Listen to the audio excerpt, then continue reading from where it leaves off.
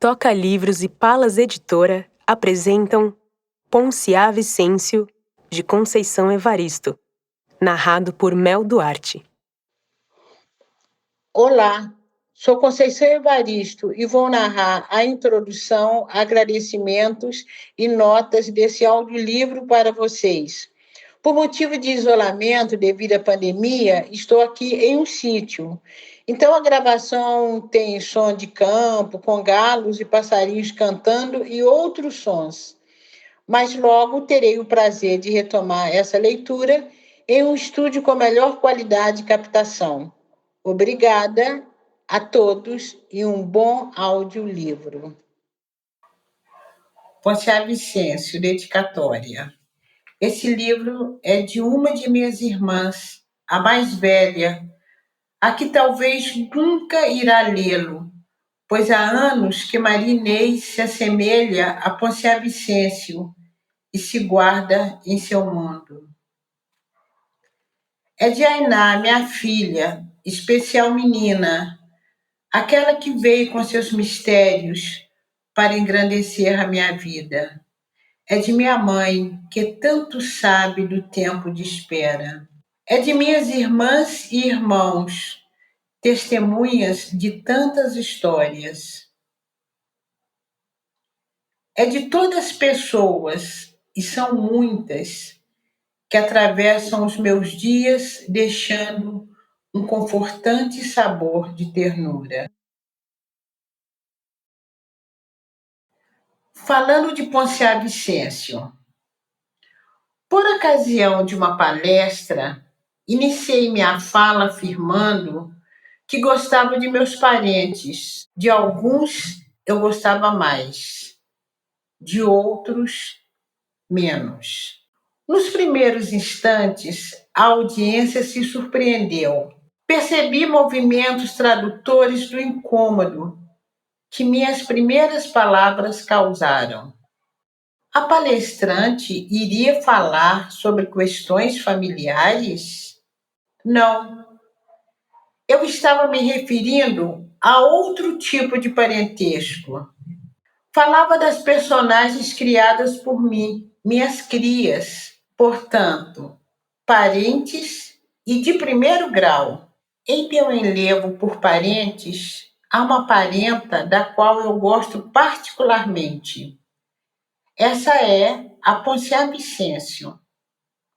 Entretanto, nem sempre gostei dela. Não foi amor à primeira vista. Aprendi a gostar da moça, de tanto amor que ela provocava nas pessoas. E quando me chegavam falando de Ponciá Vicêncio, eu parava para escutar e achava sempre motivo para gostar dela também.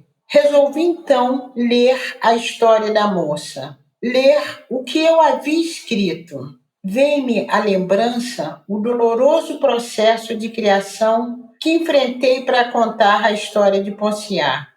Às vezes, não poucas, o choro da personagem se confundia com o meu no ato da escrita. Por isso, quando uma leitora ou um leitor vem me dizer do engasgo que sente ao ler determinadas passagens do livro, apenas respondo que o engasgo é nosso.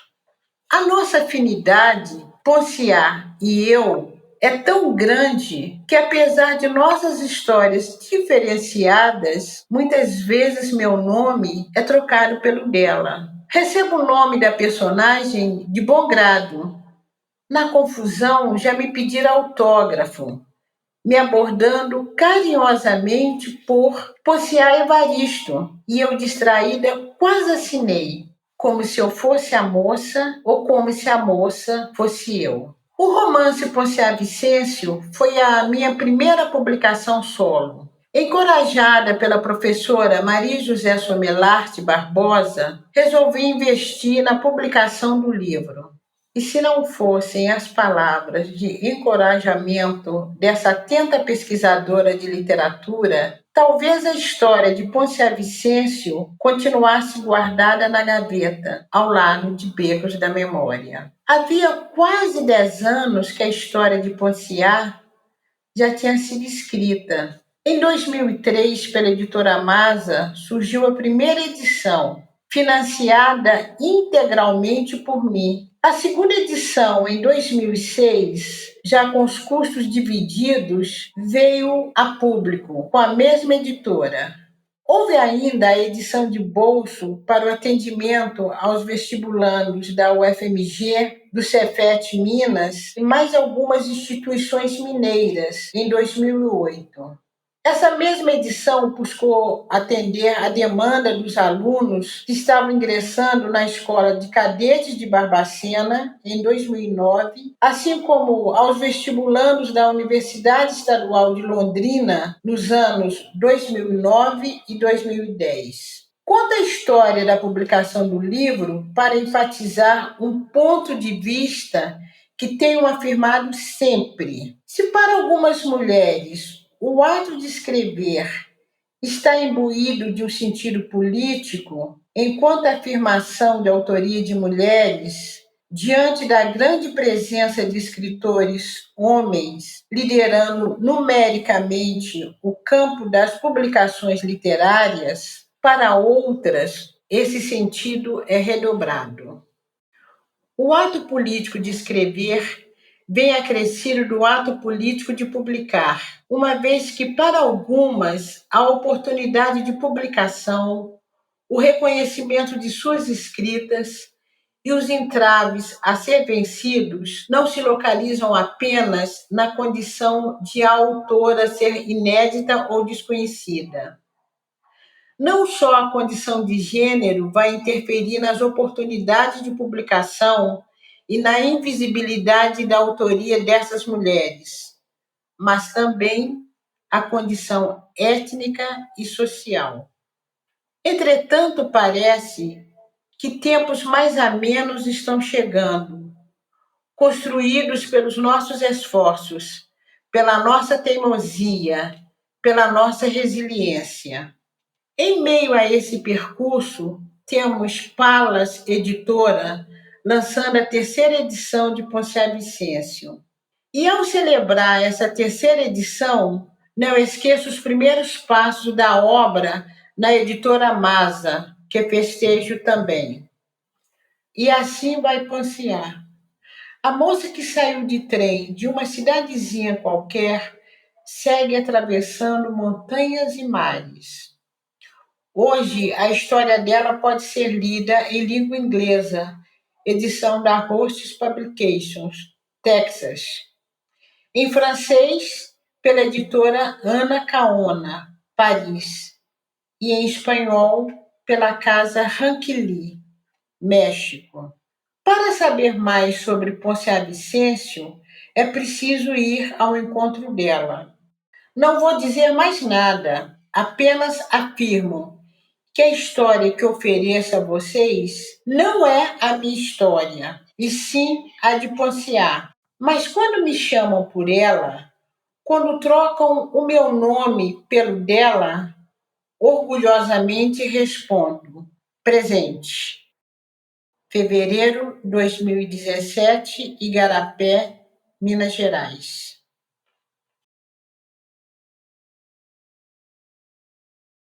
Quando Poncia Vicêncio viu o arco-íris no céu, sentiu um calafrio. Recordou o medo que tivera durante toda a infância. Diziam que menina que passasse por debaixo do arco-íris virava menino.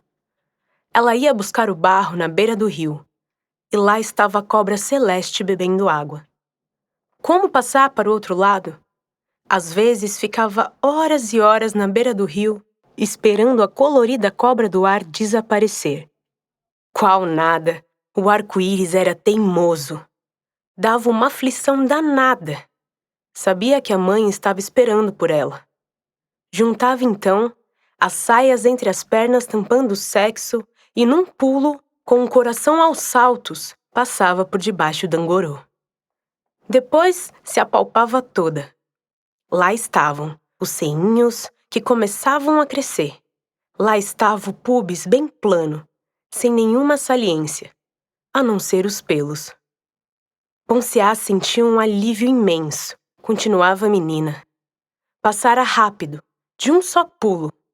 conseguir enganar o arco e não virar menino. Naquela época, Ponciá Vicêncio gostava de ser menina. Gostava de ser ela própria.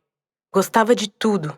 Gostava da roça, do rio que corria entre as pedras, gostava dos pés de pequi, dos pés de coco-catarro, das canas e do milharal. Divertia-se brincando com as bonecas de milho ainda no pé. Elas eram altas e, quando dava o vento, dançavam. Ponciá corria e brincava entre elas. O tempo corria também. Ela nem via.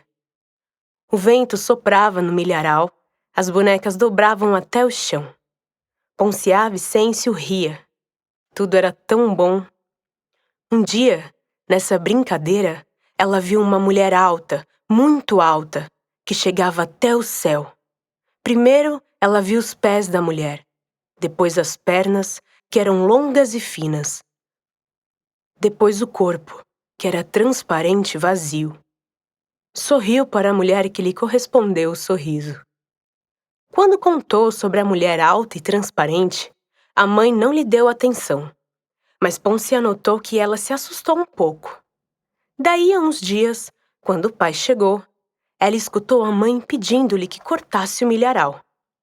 O pai argumentou que não era tempo de colheita ainda. A mãe insistiu. E quando Ponciá Vicêncio acordou no outro dia, o milharal estava derrubado. As bonecas mortas pelo chão. Ela ainda olhou para os lados com esperança de ver a mulher alta e transparente. Não viu. Tudo era um só vazio. Ponciá chorou. Nunca mais ela viu a mulher alta, transparente e vazia, que um dia sorrira para ela entre as espigas de milho.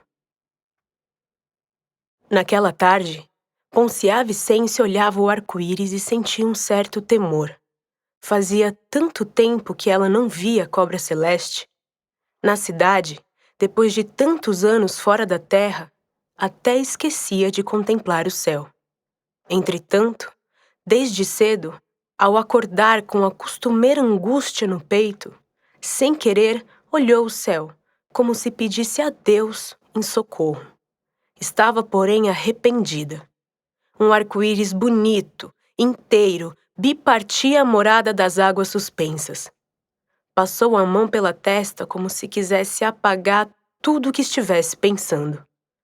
Um receio antigo revisitou-a e insistiu em seu corpo.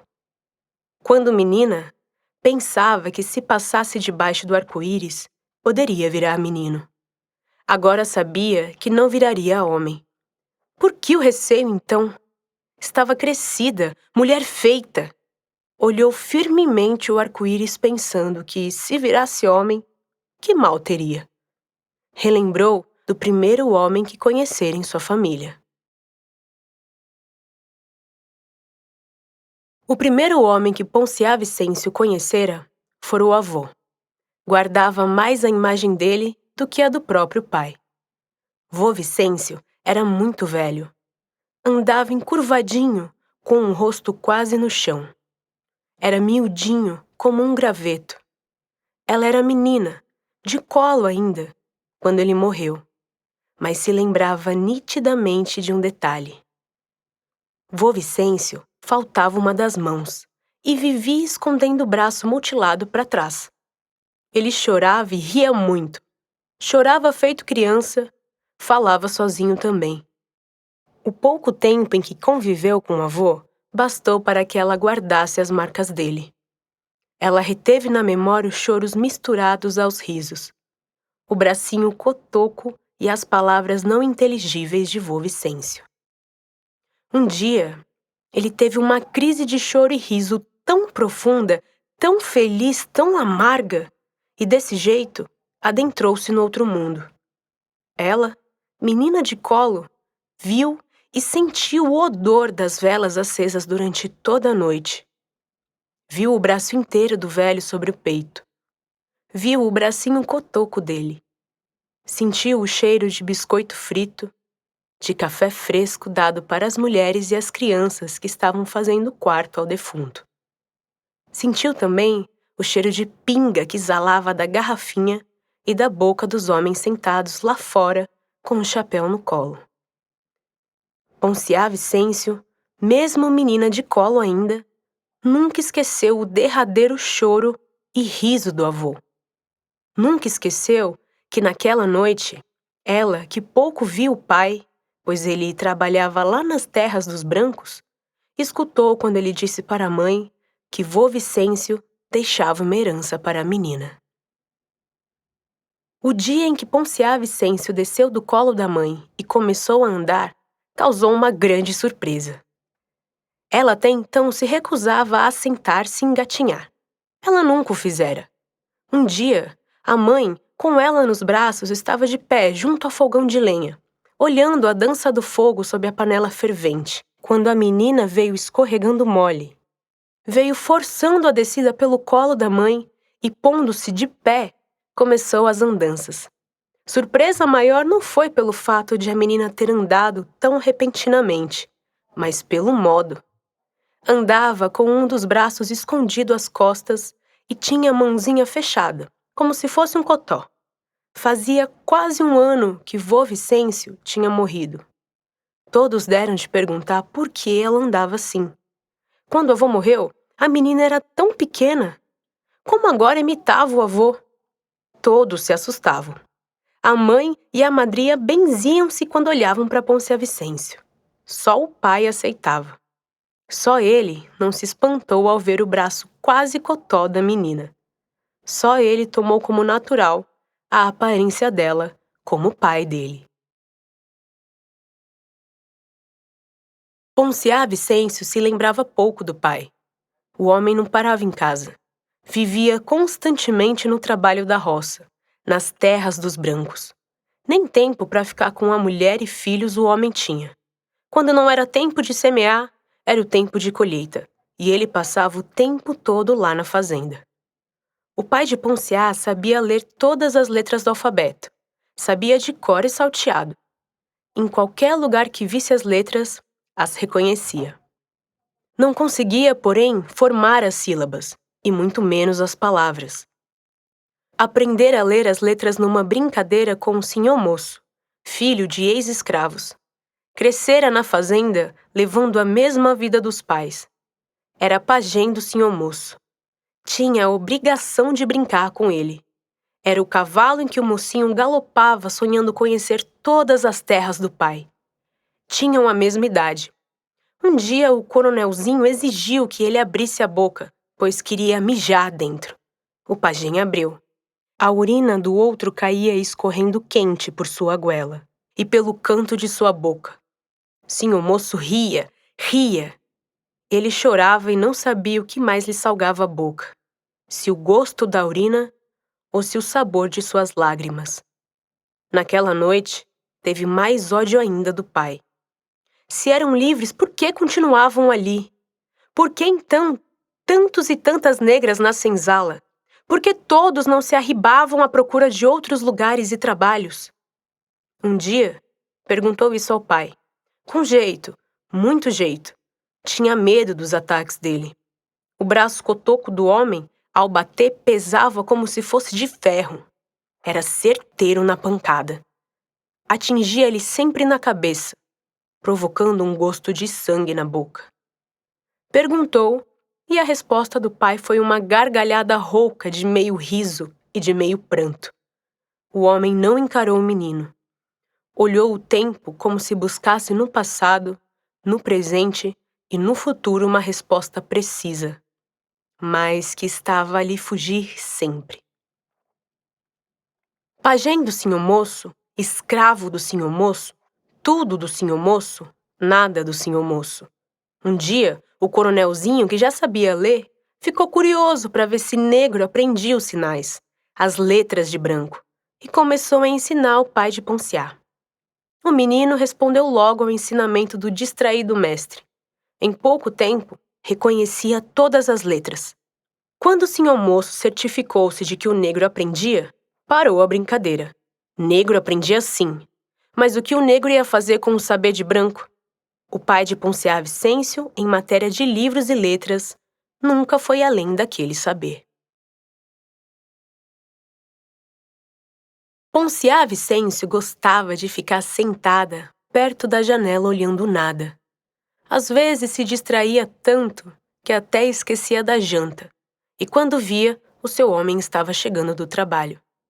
Ela gastava todo o tempo com pensar, com recordar. Relembrava a vida passada, pensava no presente, mas não sonhava e nem inventava nada para o futuro. O amanhã de Ponciá era feito de esquecimento. Em tempos outros, havia sonhado tanto. Quando mais nova, sonhara até um outro nome para si. Não gostava daquele que lhe deram. Menina, tinha o hábito de ir para a beira do rio e lá, se mirando nas águas, gritava o seu próprio nome. Ponciá Vicêncio! Ponciá Vicêncio! Sentia-se como se estivesse chamando outra pessoa. Não ouvia o seu nome responder dentro de si. Inventava outros. Pandá, Malenga, Queti. Nenhum lhe pertencia também. Ela, inominada, tremendo de medo, temia a brincadeira, mas insistia. A cabeça rodava no vazio. Ela, vazia, se sentia sem nome. Sentia-se ninguém. Tinha então vontade de choros e risos. O homem de Ponciá acabava de entrar em casa e viu a mulher distraída na janela. Olhou para ela com ódio. A mulher parecia lerda. Gastava horas e horas ali, quieta, olhando e vendo nada. Falava pouco, e quando falava, às vezes dizia coisas que ele não entendia. Ele perguntava, e quando a resposta vinha, na maioria das vezes, complicava mais ainda o desejado diálogo dos dois. Uma noite, ela passou todo o tempo diante do espelho, chamando por ela mesma. Chamava, chamava e não respondia. Ele teve medo, muito medo.